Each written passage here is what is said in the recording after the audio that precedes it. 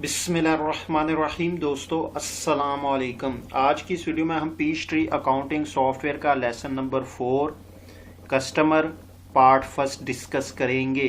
तो सबसे पहले हम कस्टमर को डिस्कस करते हैं कि कस्टमर से क्या मुराद है। यानी जब आप किसी इंडिविजुअल पर्सन या कंपनी को चीज़ें सेल करेंगे तो उसे हम कस्टमर कहेंगे। अब आप सेल दो तरह की कर सकते हैं, एक आपके पास कैश सेल्स और दूसरी आपके पास क्रेडिट सेल।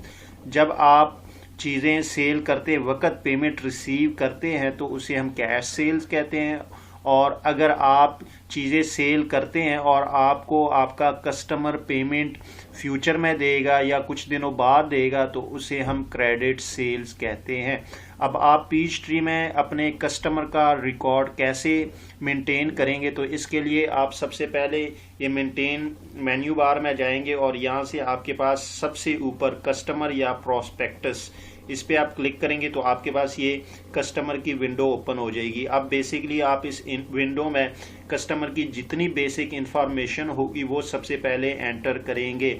तो उसके बाद आप जब सेल्स करेंगे तो उसके लिए आप टास्क मेन्यू बार में आएंगे और ये आपके पास जो है टास्क मेन्यू बार में सबसे पहला जो पोर्शन है ये आपके लिए जो है कस्टमर से रिलेटेड है। यानी जब आप कस्टमर मेंटेन कर लेंगे उसके बाद जब आप सेल करेंगे, सेल इनवाइस कोटेशन वगैरह पेमेंट रिसीट करेंगे, तो वो आप टास्क में जाके जो आपके पास कस्टमर का पोर्शन है वहाँ पे आप ये सारी एक्टिविटीज़ परफॉर्म करेंगे।